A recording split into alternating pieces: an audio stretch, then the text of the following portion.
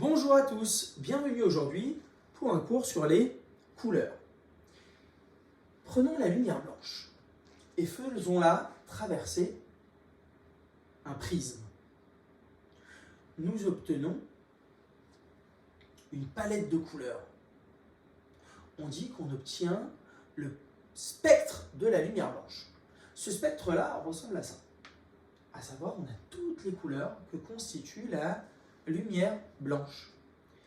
Et bien pour simplifier ce spectre, on a décidé de le décomposer, de le découper en trois grandes parties. Les petites, les moyennes et les grandes longueurs d'onde, qui correspondent au bleu, au vert et au rouge. Ça va constituer nos trois couleurs primaires. Allons-y pour la synthèse additive des couleurs. Nous avons vu qu'en prenant un prisme, en faisant passer la lumière à travers, nous avons pu la décomposer. Et bien nous pouvons nous amuser à recomposer la lumière. Il est possible d'obtenir de nouvelles lumières colorées en superposant des lumières. Comment ça fonctionne? Nous allons prendre trois spots, un rouge, un vert et un bleu, et nous allons les superposer. Le spot bleu, le vert et le spot de lumière rouge. Lorsqu'on mélange du rouge et du vert, donc ici, lorsque celui qui vient du rouge et celui qui vient du vert se croisent, et bien ensemble, ils vont former de la lumière jaune. Lorsqu'on mélange du rouge et du bleu, rouge et bleu, on obtient la couleur magenta. Enfin, lorsqu'on mélange du bleu et du vert, nous obtenons la couleur cyan. Et évidemment, lorsque nous mélangeons les trois couleurs, nous obtenons du blanc. Donc la lumière blanche, quand je la décompose, j'obtiens toutes les couleurs. Et quand je reprends ces trois couleurs primaires et que je les assemble ensemble, je réobtiens de la lumière blanche. Qu'est-ce que le noir? Le noir, c'est une absence de couleur. Quand est-ce que nous utilisons cette synthèse additive? Ce système RVB, rouge, vert et bleu, est utilisé dans les écrans. À savoir, dans les écrans, vous avez des petits points qui sont composés de trois. Une rouge, vert et bleu. Et en fait, en dosant la quantité de rouge, la quantité de vert et la quantité de bleu, nous pouvons obtenir une très grande quantité de couleurs. La synthèse additive des couleurs nous permet d'obtenir toutes les couleurs désirées. Alors, on a vu juste avant qu'il y avait dans le spectre, par exemple, toutes les couleurs, notamment du jaune. Mais on a vu que nous pouvions aussi obtenir le jaune par synthèse entre deux couleurs. Et bien on va avoir ce qu'on appelle la couleur perçue et la couleur spectrale. Les lumières colorées que nous percevons peuvent être soit monochromatiques, mono une seule, chromatique couleur, ou être obtenues par synthèse additive trichromatique, trois chromatiques des trois couleurs. À savoir le jaune, par exemple. Est-ce que c'est un jaune qui est monochromatique, qui est composé que d'une seule couleur, donc d'une seule longueur d'onde, ou c'est un jaune qui a été obtenu grâce à la synthèse additive? Eh bien, on va regarder son spectre. Des lumières qui ont des spectres différents peuvent produire la même sensation de couleur pour l'observateur. Pour savoir si une lumière est monochromatique ou polychromatique, on la fait passer à travers un prisme. Si elle est monochromatique, que va-t-il se passer? On va avoir une seule couleur. Alors que si elle est polychromatique, nous allons obtenir énormément de couleurs. Une couleur spectrale correspond à une lumière dont le spectre présente une couleur unique, donc monochromatique. Maintenant qu'on a vu ça, nous allons pouvoir regarder et comprendre ce qu'est une couleur complémentaire. Quelle est la définition? Deux couleurs sont complémentaires si leur synthèse additive donne du blanc. Le but, c'est d'arriver au blanc. Si je prends le magenta, c'est un mélange de bleu et de rouge. Or, pour obtenir du blanc, il faut du bleu, du rouge et du vert. Donc, à partir du magenta, pour faire du blanc, il faut que je rajoute du vert. Le vert et le magenta sont deux couleurs qui sont donc complémentaires. Le complémentaire du vert est le magenta. Le complémentaire du rouge, c'est le cyan. Rouge, c'est le cyan. Et oui, parce que pour passer du rouge au blanc, il faut ajouter du bleu et du vert. Or, le mélange du vert et du bleu, c'est du cyan. Le complémentaire du bleu, c'est le jaune. Si vous remarquez bien, au final, ces couleurs complémentaires sont toujours les couleurs qui sont opposées. La couleur complémentaire du bleu, le jaune. La couleur complémentaire du rouge, le cyan. Et la couleur complémentaire du vert, le magenta. Le cercle chromatique est une représentation conventionnelle circulaire des couleurs. Voilà un exemple de cercle chromatique. Il y en a plein. Et bien, les couleurs diamétralement opposées sont des couleurs complémentaires. Donc, vous pouvez, grâce à ce cercle, retrouver facilement les couleurs complémentaires. Maintenant qu'on a vu la synthèse additive pour les couleurs, nous allons nous intéresser à la synthèse soustractive. Alors, additive, c'est pour tout ce qui est lumière. Soustractive, ça va concerner les colorants, les pigments. Lorsque la lumière traverse un filtre, le filtre ne laisse passer que la couleur qui correspond à sa propre couleur, à savoir un filtre vert ne va laisser passer que la couleur verte. Un filtre bleu ne va laisser passer que la couleur bleue. De la lumière blanche. C'est-à-dire que la lumière blanche, elle est constituée de rouge, vert et bleu.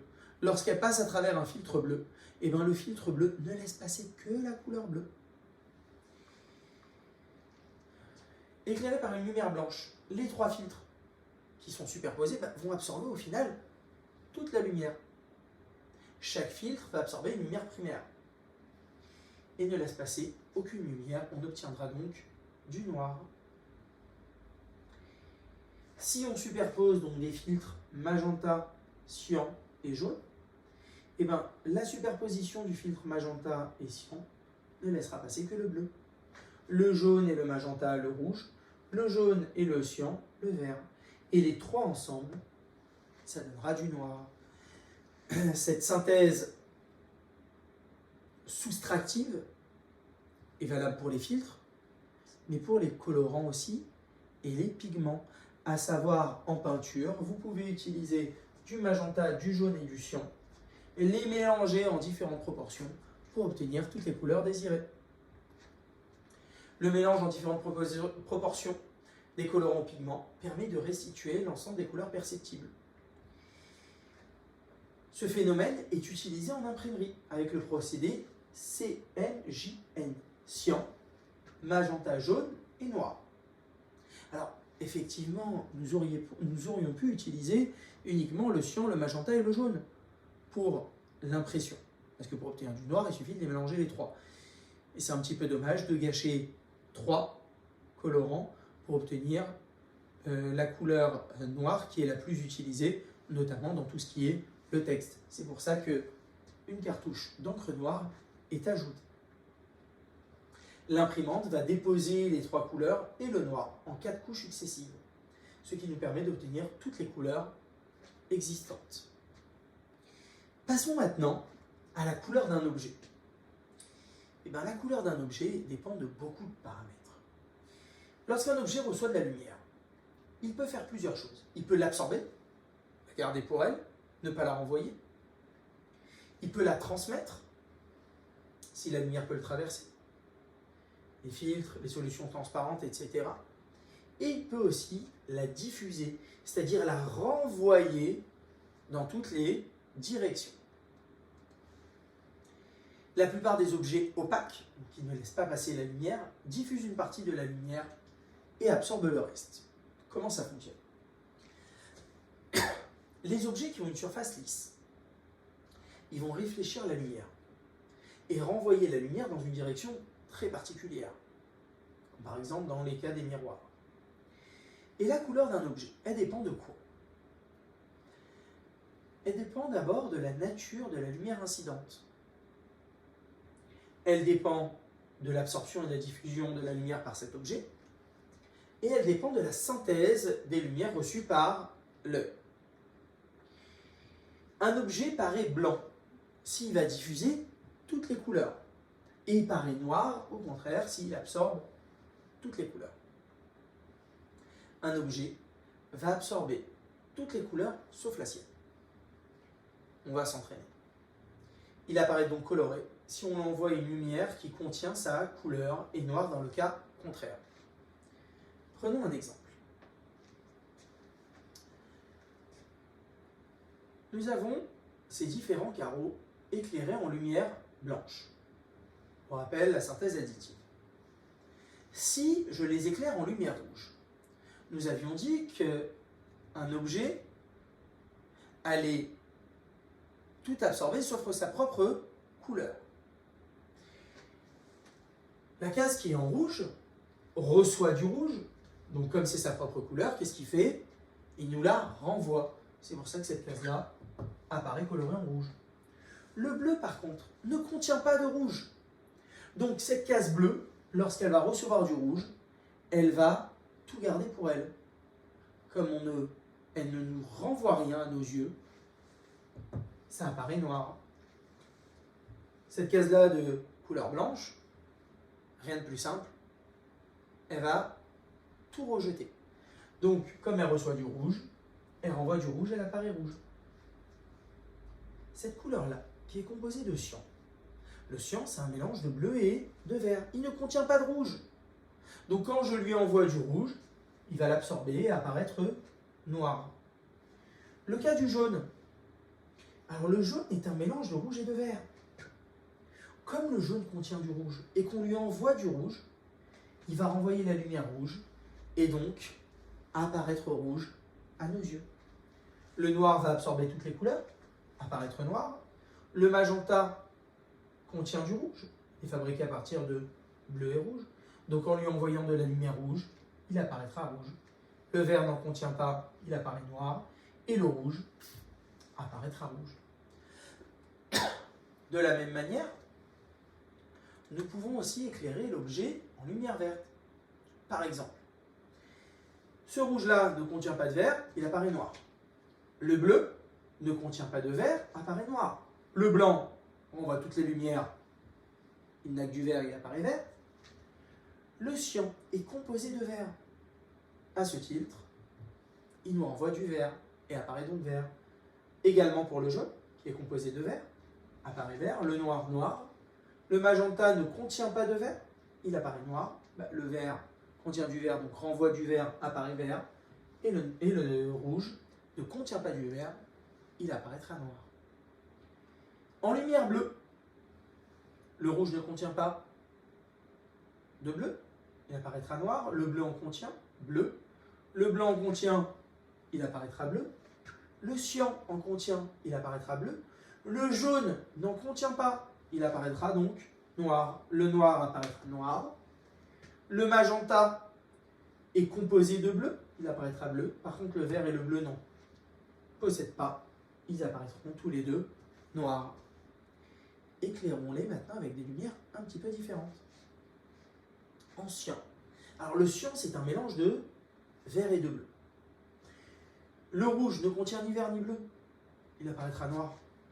Le bleu contient du bleu. Donc sur la lumière cyan, qui est composée de vert et de bleu, il va garder le vert, l'absorber, et renvoyer du bleu, apparaître bleu. Le blanc, rien de plus simple, toujours blanc, toujours de la même couleur que celui qu'on envoie, pardon. Donc cyan. Le cyan, cyan. Le jaune. Le jaune est composé de vert et de rouge. Mais comme le cyan est composé de bleu et de vert, ils ont le vert en commun. Donc, cette case jaune va absorber le bleu du cyan et par contre va renvoyer le vert du cyan. Il va apparaître vert. Le noir sera noir. Le magenta contient du bleu et du rouge. Donc la partie bleue du cyan va nous la renvoyer, va apparaître bleu. Le vert va absorber la couleur bleue du cyan et va renvoyer la couleur verte du cyan, apparaîtra vert. Et le noir sera noir. Si nous éclairons cet objet avec une lumière magenta, le magenta est composé de bleu et de rouge, donc c'est comme si on envoyait du bleu et du rouge. Le rouge pourra envoyer le rouge et apparaître rouge, le bleu renverra du bleu, apparaîtra bleu, le blanc, magenta, le cyan. Le cyan contient du bleu et du vert. Donc quand il va recevoir le magenta qui est composé de bleu et de rouge, il va garder le rouge et renvoyer le bleu, apparaître bleu. Le jaune, lui, qui est composé de rouge et de vert, va garder la partie bleue du magenta et renvoyer le rouge. Le noir sera noir, le magenta, magenta.